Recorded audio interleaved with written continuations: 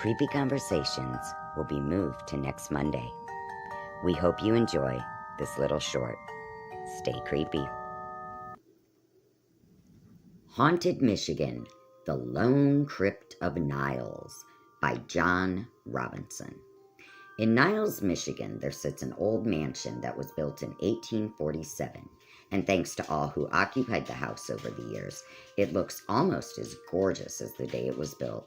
It was constructed by a local whiskey distiller who sold it to attorney Strother Beeson.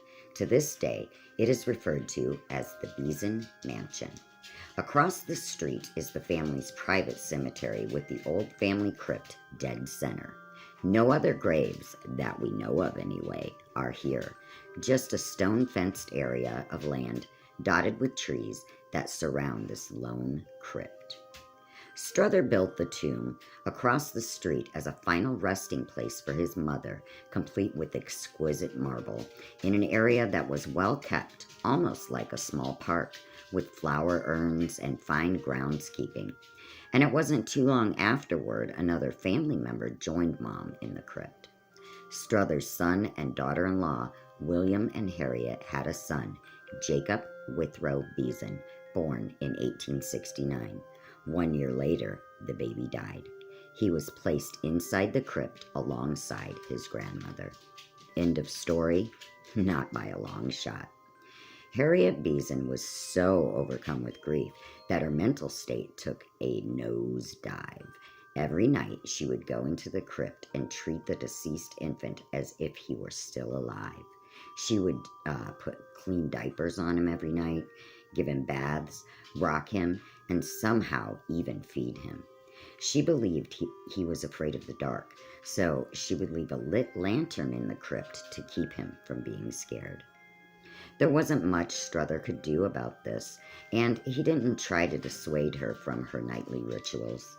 In fact, he installed a carbide gas plant connected to a pipeline that ran into the crypt to keep the lantern flame continuously burning.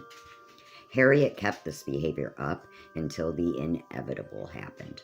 One night, after feeding and bathing a lifeless baby, she proceeded to rock him.